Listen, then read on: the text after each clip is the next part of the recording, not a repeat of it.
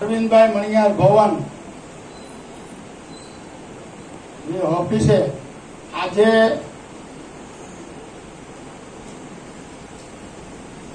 વ્યવસ્થાપક કમિટીની આજની મીટિંગમાં ઉપસ્થિત જેમને આપણે હર ઘડીએ યાદ કરીએ છીએ, જેના કારણે કમસે કમ ગુજરાતની અંદર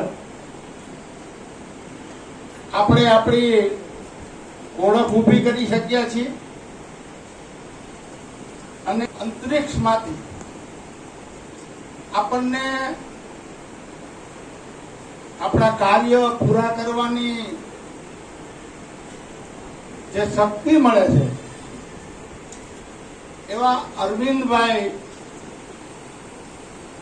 મણિયાર ના પુત્ર એસે હર્ષિલભાઈ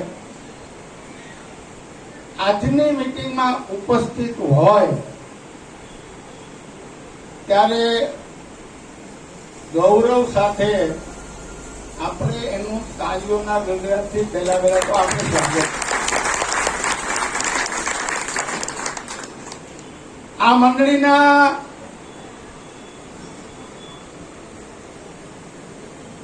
ઉત્થાનની અંદર આ મંડળીની જુદી જુદી જે વાતો છે એ મંડળીની અંદર જ્યારે આપણી કલ્પના પણ ના હોય અને એમને આજની આ મીટિંગમાં સામેથી આવવાની ઈચ્છા થાય અને ઇન્દ્રવદનભાઈ અને રાજકોટના આપણા ત્યાંના એડવાઇઝરી બોર્ડ ડિરેક્ટર કર્મચારીઓ જે આ મહામૂલો પ્રસંગ ઉભો કર્યો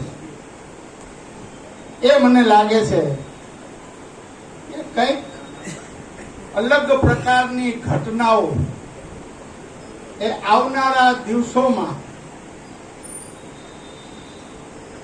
થવા જઈ રહી છે. ખૂબ મનોમંથન પછી અને આજથી 40 વર્ષ પહેલા ની બનેલી ઘટના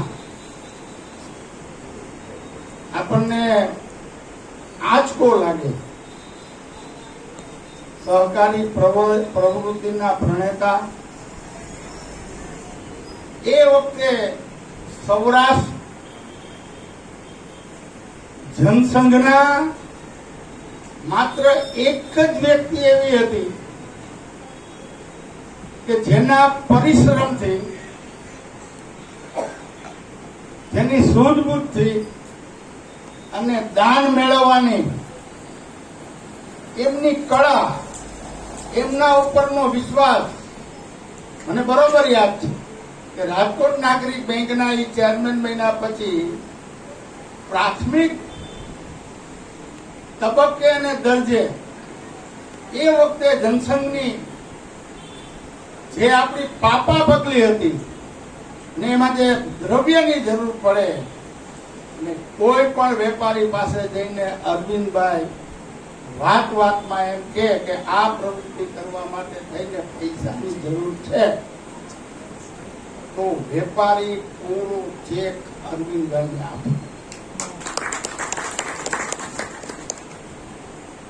એની વિભૂતિ સાથે બહુ ટૂંકો સમય મારે કામ કરવાનો પ્રસંગ ઉભો થયો. છેલ્લે અમે જયારે અમરેલી મુકામે મળ્યા ત્યારે એમનો એક શબ્દ હતો કે ડોડિયા, આ રાજકારણમાં તો ઠીક છે, નગરપાલિકામાં સતત દર વર્ષે આગળ હું વધતો જતો હતો. આપણી મૂળ પ્રવૃત્તિ સમાજ સેવાની સહકાર થકી છે. તો સહકાર માટે થઈને ક્યારે કાંઈ વિચાર્યું? એવા સમયે ગળમથલ ચાલતી હતી કે સહકાર માટે થઈને શું કરવું. અરે નાની પણ આપણે જેની કલ્પના પણ નહોતી કરી એવો પ્રસંગ બની ગયો. ત્યારે બગસરાની અંદર એમની નિમિત્તની સભામાં અમે વિચાર કર્યો કે ભાઈ અરવિંદભાઈને એવી આપણે કઈ શ્રદ્ધાંજલિ આપીએ કે એના માટે થઈને વ્યાજબી ગણાય. એવા સમયની અંદર અમે એક દિવસે નિર્ણય કર્યો કે એમની પ્રિય પ્રવૃત્તિ હોય તો એ સહકારી પ્રવૃત્તિ હતી. તો આપણે પણ બગસરાની અંદર આવું કંઈક કરવું જોઈએ ને એ વિચારને ધ્યાનમાં રાખીને શરૂ કરેલી પ્રવૃત્તિ આજે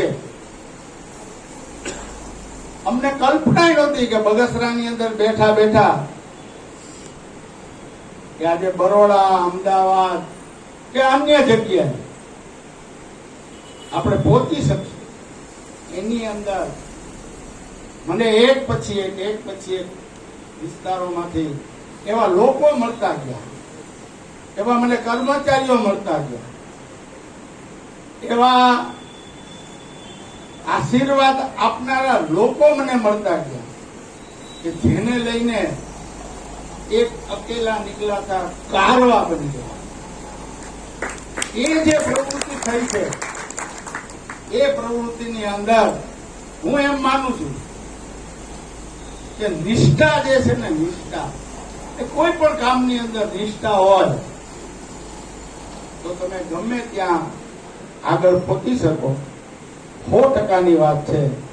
તો એવા સમયની અંદર હમણાં અહીંયા વાત થઈ ને કે નિકોલ માટે થઈને આપણે શરૂઆત કરવાની છે. તો એની મંજૂરી અમારી પાસે માગવાની ન હોય, એમણે હુકમ કરવાનો હોય. અમારે આ કર જેટલી બને એટલી વહેલા. હવે એને